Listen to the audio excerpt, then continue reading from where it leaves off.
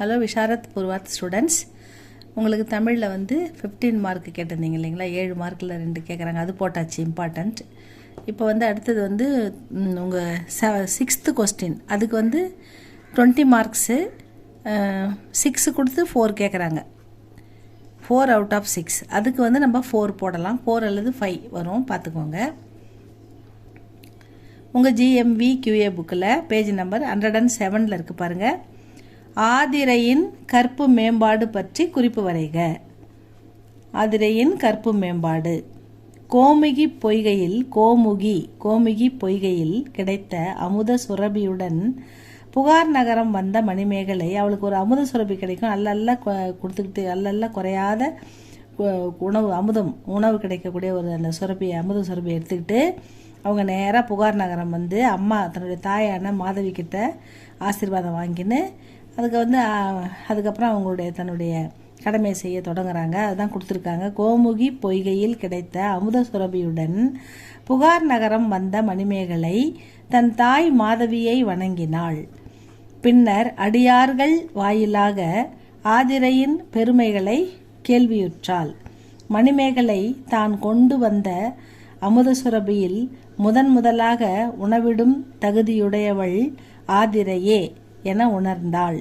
எனவே மணிமேகலை ஆதிரையை தேடிச் சென்று அமுத சுரபியினை கையிலேந்தி நிற்க ஆதிரையும் பாரகம் அடங்கலும் பசிப்பினி அருக என வாழ்த்தி உணவிட்டாள்.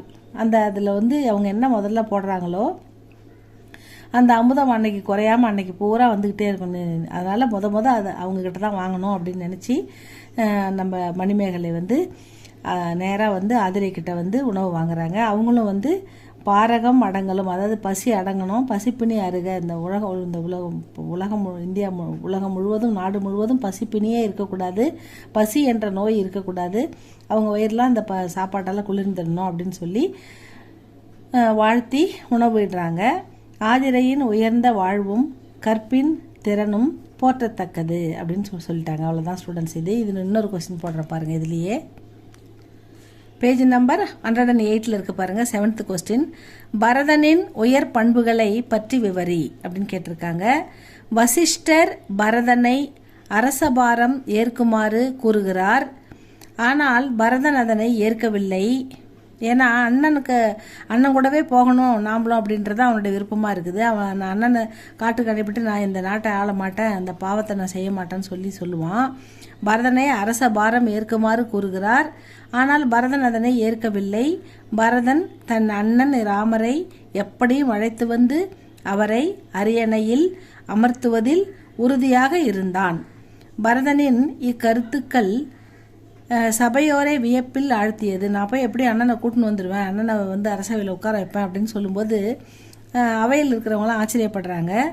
மேலும் தந்தை இருக்க எனக்கு அரசுரிமை ஏன், தந்தை இருக்கும்போது எனக்கு எதுக்கு அரசுரிமை என்று வினவாமல் மன்னவன் கட்டளை என்று அரசாட்சியை ஏற்றுக்கொண்ட ராமனை காட்டிலும் பரதனின் இப்பண்பு உயர்ந்தது என அவையோர் பாராட்டினர்.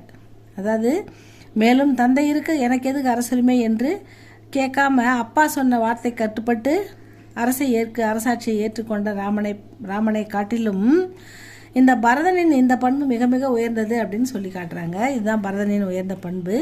அடுத்த கொஸ்டின் பாருங்க.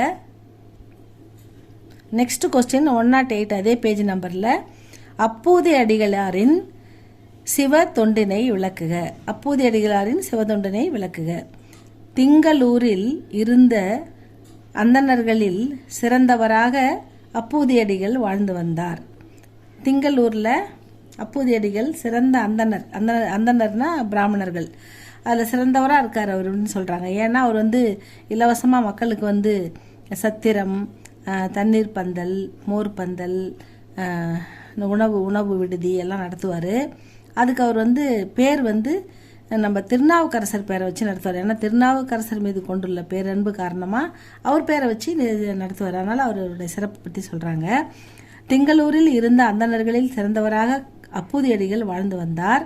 அவர் சிவன் மேல் கொண்ட பக்தியால் நாவுக்கரசரை காணாமலேயே, அவரை பார்த்ததே கிடையாது அவர், இருந்தாலும் காணாமலேயே அவர் மீது பேரன்பு கொண்டார். அவர் திங்களூரில் நாவரசர் பெயரில் சாலைகள் அமைத்தும் கிணறு மற்றும் குளம் வெட்டியும் தண்ணீர் பந்தல் வைத்தும் பல தொண்டுகளை செய்து வந்தார் அப்படின்னு சொல்கிறாங்க. இதுக்கு அடுத்த கொஸ்டின் போடுறேன் பாருங்கள். அதே புக்கில் 109 இருக்கு பாருங்கள். மழலை செல்வம் பற்றி பாரதியார் கூறும் கருத்துக்கள் யாவை? குழந்தையை பற்றி.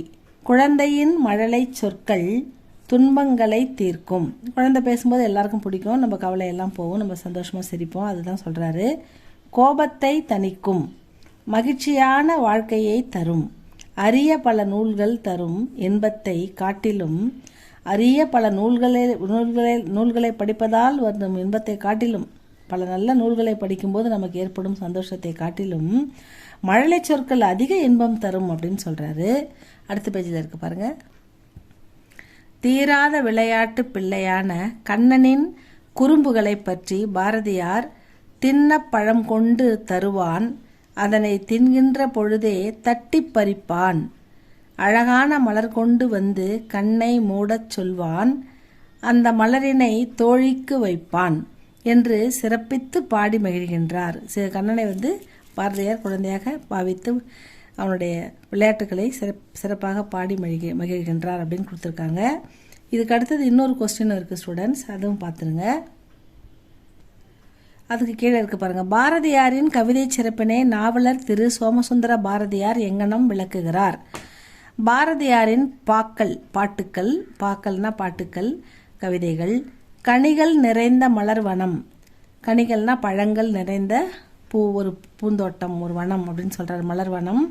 கவிதைகள் இனிய ஓசையும் திடமான கருத்துக்களும் திகட்டாத சுவையும் கொண்டவை. கவிதைகள் எப்படி இருக்கும்? திடமான கருத்துக்கள், அதில் ஆழமான கருத்துக்கள் இருக்கும், இனிய ஓசை இருக்கும், திகட்டாத சுவை இருக்கும். பாரதியாரின் கவிதைகளை படிக்க அகராதிகள் தேவையில்லை. ஏன்னா அதில் அவ்வளோ எளிமையான சொற்களை யூஸ் பண்ணியிருப்பார். எல்லாருக்கும் படித்த உடனே புரிகிற மாதிரியான ஒரு மிக மிக சரளமான எளிமையான சொற்களை அவர் பயன்படுத்தியிருப்பார். அதனால் நமக்கு அதுக்கு அகராதி தேவையில்லை. பாரதியாரின் கவிதைகளை படிக்க அகராதிகள் தேவையில்லை. கள்ளமற்ற உள்ளமும் தமிழில் ஆர்வமும் இருந்தாலே போதும்.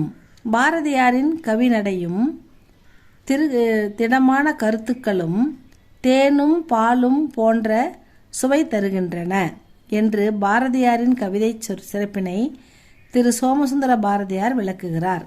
இந்த 20 மார்க் 4 கொஸ்டினுக்கு இந்த கொஸ்டின்லாம் இம்பார்ட்டண்ட்டாக படிச்சுக்கோங்க ஸ்டூடெண்ட்ஸ். அடுத்து என்னென்னு பார்க்கலாம் அடுத்த வீடியோவில். இது உங்களுக்கு யூஸ்ஃபுல்லாக இருந்தால் லைக் பண்ணுங்கள், ஷேர் பண்ணுங்கள், சப்ஸ்கிரைப் பண்ணுங்கள் ஸ்டூடெண்ட்ஸ். தேங்க்யூ ஃபார் வாட்சிங்.